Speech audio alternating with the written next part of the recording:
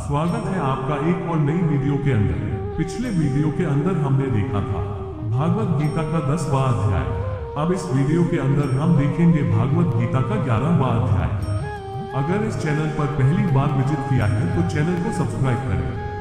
तो चलिए वीडियो को शुरू करते हैं। भगवत गीता का 11वां अध्याय विश्वरूप दर्शन योग कहलाता है।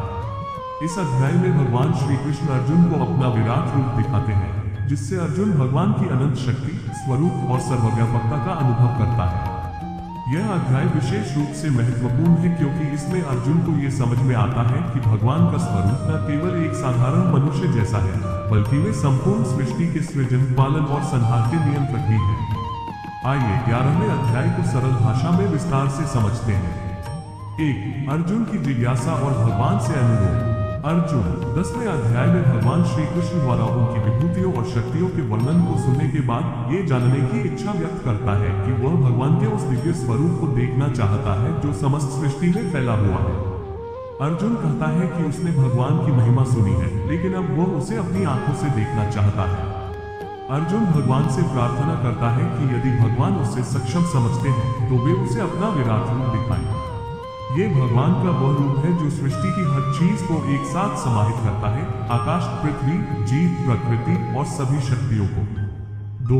भगवान श्री कृष्ण का विराट रूप। अर्जुन की प्रार्थना पर भगवान श्री कृष्ण अपनी दिव्य दृष्टि से अर्जुन को अपना विराट रूप दिखाते हैं। इस रूप में अर्जुन देखता है कि भगवान के शरीर में अनगिनत सिर्फ हाथ, पैर और आंखें हैं। वे अनंत रूपों, रंगों और आकारों में प्रकट होते हैं। अर्जुन को भगवान के इस विराट रूप में सृष्टि के सभी देवता, ऋषि, मानव, जानवर और अन्य जीव दिखाई देते हैं।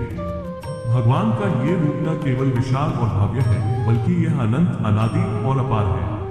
अर्जुन देखता है कि भगवान के विराट रूप में सृष्टि के सभी घटक जैसे कि अग्नि, जल, वायु, पर्वत, नदियां और सभी जीवित प्राणी सभी एक साथ समाहित हैं। भगवान के इस रूप में सभी दिशाएं, सभी समय और सभी घटनाएं समाहित हैं। 3.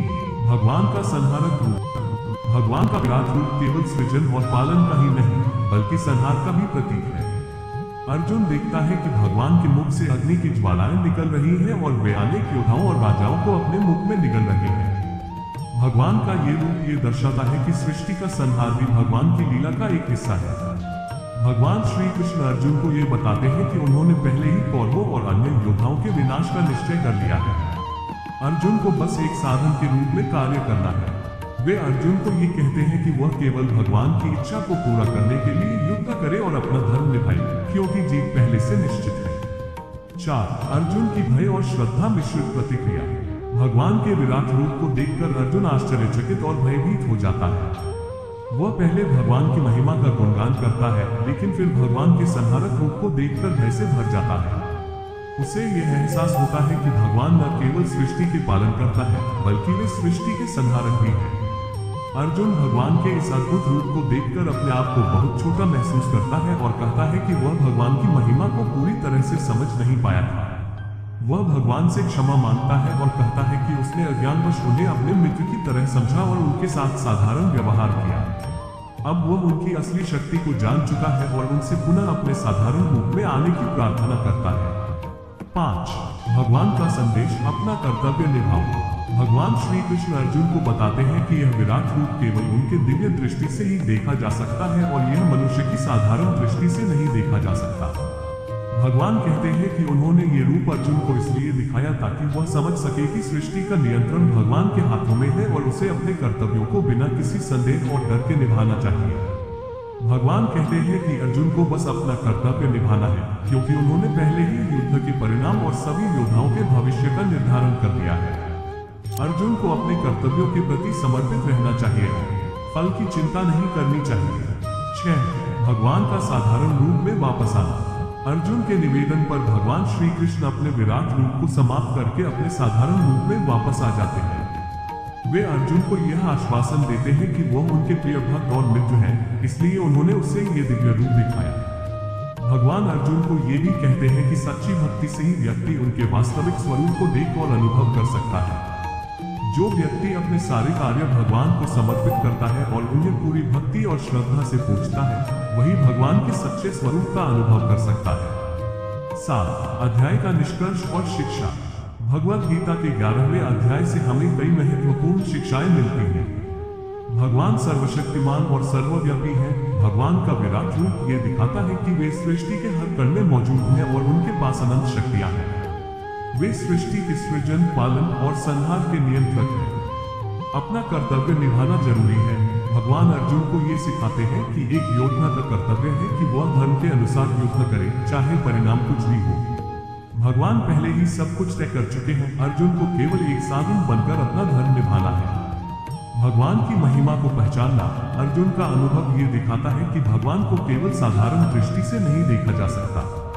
सच्चे भक्त जो भगवान को समर्पित होते हैं वही उनके वास्तविक स्वरूप का अनुभव कर सकते हैं। निर्भयता और समर्पण। अर्जुन का भगवान के विराट रूप को देखकर भयभीत होना ये दर्शाता है कि भगवान की शक्ति असीमित है। लेकिन भगवान का अर्जुन को ये समझाना कि उसे निर्भय होकर युद्ध करना चाहिए, ये सिखाता है कि हमें भगवान पर विश्वास रखते हुए अपना कर्तव्य निभाना चाहिए। भगवद गीता का 11वां अध्याय, जिसे विश्वरूप दर्शन योग कहा जाता है, अत्यधिक महत्वपूर्ण है। इस अध्याय में भगवान श्री कृष्ण अर्जुन को अपना विराट रूप दिखाते हैं, जिससे अर्जुन को भगवान की सर्वशक्तिमानता, सर्वव्यापकता और दिव्यता का ज्ञान होता है। यह अध्याय न केवल अर्जुन के लिए बल्कि हर व्यक्ति के लिए एक महत्वपूर्ण संदेश है, जो जीवन के रहस्यों, कर्म और भगवान की महिमा को समझने में मदद करता है। इस अध्याय से हमें कई महत्वपूर्ण शिक्षाएं मिलती हैं। आइए इन शिक्षाओं को विस्तार से समझते हैं। 1 भगवान की सर्वव्यापकता और विराट रूप की महिमा। भगवान श्री कृष्ण अर्जुन को अपने विराट रूप में अपनी उपस्थिति दिखाते हैं। इस विराट रूप में अर्जुन सृष्टि के समस्त घटकों को भगवान के शरीर में देखता है। ये भगवान की सर्वव्यापकता को दर्शाता है। भगवान हर वस्तु, हर जीव और हर तत्व में विद्यमान है। ये समझना अत्यंत महत्वपूर्ण है कि भगवान केवल किसी विशेष रूप, मूर्ति या मंदिर में सीमित नहीं है, वे पूरी सृष्टि में व्याप्त है। सी भगवान सर्वत्र है और उनकी उपस्थिति हर जगह है। ये ज्ञान हमें ये सिखाता है कि हमें हर जीव, हर वस्तु और हर परिस्थिति में भगवान की उपस्थिति को स्वीकार करना चाहिए। इससे हम विनम्रता, श्रद्धा और समर्पण का भाव विकसित करते हैं और दूसरों के प्रति दया और करुणा का व्यवहार करते हैं। 2 भगवान की असीम शक्ति और उनकी लीला का ज्ञान। अर्जुन जब भगवान का विराट रूप देखता है तो उसे भगवान की अनंत शक्तियों का अनुभव होता है। वह देखता है कि भगवान के शरीर में अनगिनत सिर, हाथ, पैर और आंखें हैं। वह ये भी देखता है कि भगवान के मुख में अग्नि की ज्वालाएं हैं और वे योद्धाओं, राजाओं और अन्य जीवों को अपने भीतर निकल रहे हैं। भगवान का ये रूप ये बताता है कि वे न केवल सृष्टि का निर्माण करते हैं बल्कि उसका संहार भी करते हैं। सी भगवान की शक्ति असीमित है और वे सृष्टि के सृजन, पालन और संहार के पीछे की शक्ति है। ये हमें ये सिखाता है कि हमें अपने जीवन के हर अनुभव को भगवान की इच्छा के रूप में स्वीकार करना चाहिए। हमारे पास जो भी शक्ति, बुद्धि या साधन है, वह सब भगवान की कृपा से ही है। इसलिए हमें अहंकार छोड़कर भगवान के प्रति समर्पण भाव रखना चाहिए। 3 जीवन और मृत्यु की वास्तविकता का ज्ञान। भगवान का विराट रूप ये भी दर्शाता है कि जीवन और मृत्यु दोनों ही भगवान के नियंत्रण में है। अर्जुन देखता है कि भगवान के मुख में योद्धा और राजा प्रवेश कर रहे हैं, जो ये दर्शाता है कि भगवान संहारकर्ता भी है। वे सृष्टि को जन्म देते हैं, उसकी रक्षा करते हैं और अंत में उसे अपने में समाहित कर लेते हैं। सी जीवन और मृत्यु का चक्र भगवान के अधीन है। हमें यह समझना चाहिए कि हर जीव का जन्म और मृत्यु भगवान की योजना का हिस्सा है। इससे हमें जीवन की अनिश्चितताओं से न डरने की शिक्षा मिलती है। जब हम ये समझ लेते हैं कि हर चीज भगवान की इच्छा के अनुसार होती है, तो हमें जीवन के उतार चढ़ाव में संतुलन बनाए रखने की शक्ति मिलती है। 4 कर्तव्य और समर्पण का महत्व। भगवान श्री कृष्ण अर्जुन से कहते हैं कि उन्होंने पहले ही युद्ध के परिणाम और सभी योद्धाओं की नियति का निर्धारण कर लिया है। अर्जुन को केवल एक साधन बनकर अपने कर्तव्य का पालन करना है। भगवान का ये संदेश हमें ये सिखाता है कि हमें अपने कर्तव्यों को बिना किसी संदेह, भय या परिणाम की चिंता के करना चाहिए। जब हम अपने कर्तव्यों को भगवान की इच्छा मानकर करते हैं, तो हम किसी भी परिस्थिति में भयमुक्त और संतुलित रहते हैं। सी हमें अपना धर्म और कर्तव्य निभाना चाहिए, चाहे परिस्थिति कैसी भी हो। भगवान पहले ही हर चीज की योजना बना चुके हैं और हमें सिर्फ उनके निर्देशों का पालन करना है। जब हम अपना कर्तव्य निभाते हैं और फल की चिंता नहीं करते तो हम मानसिक शांति और संतोष प्राप्त करते हैं। 5. भगवान की महिमा का अनुभव और सच्ची भक्ति। भगवान के विराट रूप को देखकर अर्जुन पहले आश्चर्यचकित और भयभीत हो जाता है। वह भगवान से क्षमा मांगता है क्योंकि उसने पहले भगवान को अपने मित्र और साधारण मनुष्य के रूप में समझा था। जब अर्जुन भगवान की महिमा को समझता है तो उसकी श्रद्धा और भक्ति और भी गहरी हो जाती है। सी. भगवान की सच्ची महिमा को समझने के लिए सच्ची भक्ति और श्रद्धा की आवश्यकता होती है। अर्जुन का अनुभव हमें ये सिखाता है कि सच्ची भक्ति तब होती है जब हम भगवान के प्रति पूरी तरह समर्पित हो जाते हैं और उनके प्रत्येक रूप को स्वीकार करते हैं। ये भी हमें ये समझने में मदद करता है कि भगवान केवल हमारी आंखों से दिखाई देने वाले रूप में ही नहीं है, बल्कि वे अनंत और असीमित हैं। 6. भगवान की शक्ति को पहचानना और उससे प्रेरणा लेना। भगवान के विराट रूप को देखने के बाद अर्जुन को यह एहसास होता है कि भगवान की महिमा और शक्ति असीमित है। भगवान ये भी बताते हैं कि केवल सच्ची भक्ति और समर्पण के माध्यम से ही उनके विराट रूप को देखा जा सकता है। अर्जुन को यह संदेश मिलता है कि उसे अपने कर्तव्य का पालन बिना किसी भय और संदेह के करना चाहिए, क्योंकि भगवान उसके साथ है और उसकी रक्षा करेंगे। सी. जब हम भगवान की शक्ति और महिमा को पहचानते हैं तो हमें यह एहसास होता है कि हमारी सभी चिंताओं और डर का कोई स्थान नहीं है। हमें अपने जीवन के हर पहलू को भगवान के प्रति समर्पित कर देना चाहिए और यह विश्वास रखना चाहिए कि वे हर परिस्थिति में हमारी रक्षा करेंगे। इससे हमारे जीवन में एक नई प्रेरणा और साहस उत्पन्न होता है। 7. जीवन में समर्पण और अहंकार का त्याग। भगवान के विराट रूप को देखने के बाद अर्जुन भगवान से विनम्रता पूर्वक क्षमा मांगता है। उसे यह समझ में आता है कि भगवान के प्रति उसके पिछले व्यवहार में श्रद्धा और सम्मान की कमी थी। वह भगवान के समक्ष अपनी भूलें स्वीकार करता है और उनके प्रति पूर्ण समर्पण का भाव व्यक्त करता है। सी.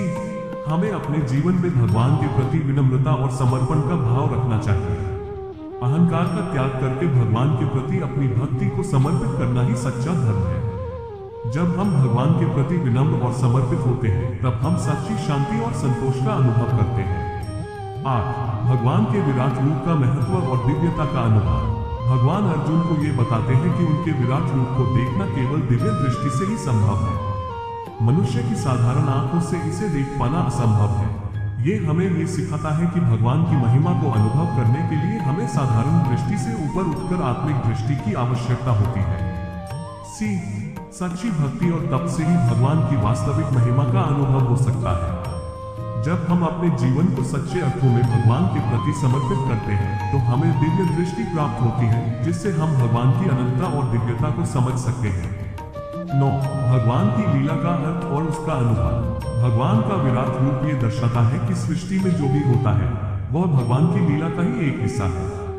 जन्म, मृत्यु, सुख, दुख और सभी घटनाएं भगवान की योजना और लीला का ही एक रूप है। अर्जुन को यह संदेश मिलता है कि वह अपने कर्तव्य को भगवान की लीला के एक हिस्से के रूप में देखे और इसे बिना किसी व्यक्तिगत भावनाओं के निभाए। सी. जब हम जीवन के अनुभवों को भगवान की लीला के रूप में देखते हैं तो हम अपने अहंकार और व्यक्तिगत इच्छाओं से ऊपर उठ जाते हैं। इससे हमें ये समझने में मदद मिलती है कि जीवन में जो भी घटित होता है वह भगवान की इच्छा के अनुसार है। इससे हम हर परिस्थिति को संभाव से स्वीकार करते हैं और जीवन में संतुलन बनाए रखते हैं। निष्कर्ष। भगवद गीता का 11वां अध्याय हमें ये सिखाता है कि भगवान की महिमा असीमित है और उनकी शक्ति हर वस्तु, जीव और घटना में विद्यमान है। यह अध्याय हमें भगवान के विराट स्वरूप और उसकी अनंतता का अनुभव कराता है, जो हमें अपने जीवन में समर्पण, श्रद्धा और भक्ति का मार्ग अपनाने के लिए प्रेरित करता है। अर्जुन का अनुभव ये दर्शाता है कि भगवान की महिमा और शक्ति को समझना केवल बाहरी दृश्य।